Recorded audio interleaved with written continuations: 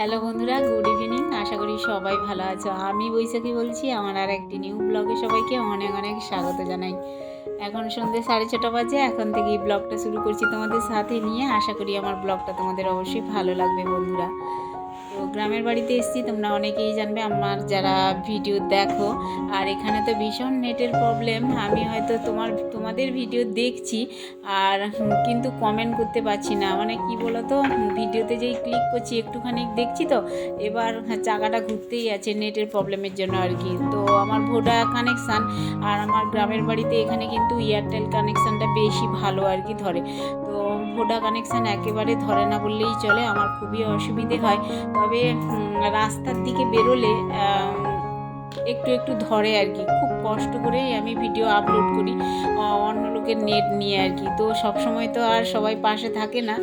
আর যাই হোক বন্ধুরা, আমি এখন পরিষ্কার পরিচ্ছন্ন করছি সন্ধেবেলা। দেখতেই পাচ্ছ আমার এটা ড্রেসিং টেবিল আর কি। আমার এই রুমেই ড্রেসিং টেবিল থাকে। এই রুমে যা যা জিনিস আছে আমার একেবারে স্মৃতি, এগুলো পুরনো স্মৃতি আর কি। আমার বিয়ের এগুলো জিনিসপত্র আর কি। তোমাদের দেখাই, আমি যখন গ্রামের বাড়িতে আসি তখনই আমি এগুলো ব্যবহার করি। আমার বেশ ভালো লাগে, যেহেতু পুরনো স্মৃতি এগুলো। আমার ড্রেসিং টেবিল বলো, আলমিরা বলো, খাট বলো, এগুলো আমার বিয়ের, আমার বাবাই দিয়েছিল, মানে বাবা দিয়েছিল আর কি। হ্যাঁ, তো বিয়ের খাট আর ড্রেসিং টেবিল, আলমারি, এগুলো সব আমি এসে কিন্তু মোছামুছি করে যত্ন করে রাখি। তবে আমার এই ড্রেসিং টেবিলটা না নষ্ট হয়ে গেছিলো, বুঝলে।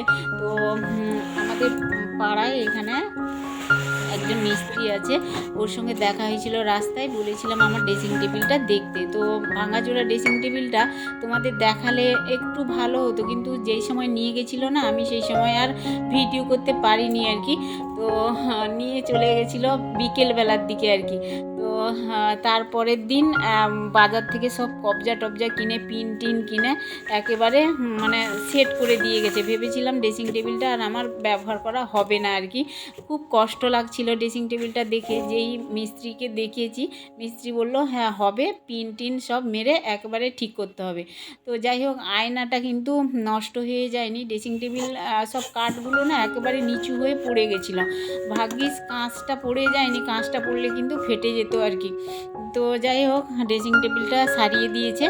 মানে পিন টিন মেরে উঠতে কিন্তু অনেক টাকাই চলে গেছে, মানে 800 টাকা মতো নিয়েছে আর কি সারিয়ে দিতে। কবজা টবজা নিয়ে 800 টাকা মতো নিয়েছে। তো যাই হোক, আমার পুরনো স্মৃতি আমার কাছেই থাক। আমার বেশ ভালো লাগে বাড়ি এসে যখন আমি এক একটা জিনিস ব্যবহার করি না, তখনই আমার ভালো লাগে।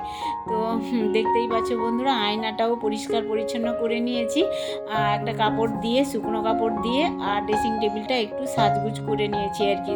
আগে তো সমস্ত কিছু বের করে নিয়েছিলাম যখন সারাতে দিয়েছিলাম আর কি। তো এখন একটু মোছামুছি করে বিকেলবেলার দিকে দিয়ে গেছে। বিকেলবেলা না, সন্ধেবেলার দিকে দিয়ে গেছে, ঠিক 5টা 5:30টার দিকে দিয়ে গেছে। তারপরে আমি সমস্ত কিছু জিনিসপত্র গুছিয়ে নিয়েছি। দেখতেই পাচ্ছ, আগে তো পরিষ্কার করেছি। এখন প্রায় রাতও হয়ে গেছে, খাওয়া দাওয়া কমপ্লিট হয়ে গেছে। আর ঘরের ভিতরে বিছানাপত্র করে নিয়েছি আর কি। আর দেখতেই পাচ্ছ এখানে উপরের দিকে চার্জার টার্জার রেখেছি, ফোন চার্জার। আর এই যে খবরের কাগজ কোনো রকমভাবে পাতিয়ে দিয়েছি উপরে জিনিসপত্র রাখার জন্য। আর রুমটা বেশ বড় না আমার, একদমই ছোট, কিন্তু কি বলতো বেশ ভালো লাগে আমার। এটা আমার শ্বশুরের ভিটে। তো এইটাই আমার রুম। যখন আসি আমি এই রুমেই কিন্তু মানে বসবাস করি। আর যখন যাই তখন তালা দিয়ে চলে যাই, আবার তালা খুলে ঘর পরিষ্কার পরিচ্ছন্ন করে আবার আমি ব্যবহার করি আর কি, যে কটা দিন থাকি।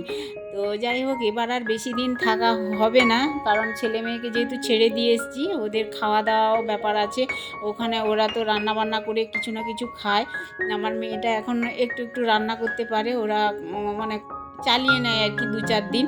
তবে বেশি দিন থাকলে অসুবিধা। আমারই মন মানছে না এখানে, বুঝলে। ছেলে মেয়ে থাকলে অবশ্যই কাছে যেটা আমি খাই তাদেরকেও খাওয়াতাম, কিন্তু ওরা যেহেতু নেই, কি খাচ্ছে না খাচ্ছে ফোনও করি, মায়ের মন বুঝতেই পারছো। আর এখানেই দেখতে পাচ্ছ বন্ধুরা, এখানে 2টো বিছানা পড়ে। শাশুড়ি মা আমার রুমে ঘুমায়, কিন্তু এই যে দেখতেই পাচ্ছ বিছানা করে নিয়েছি।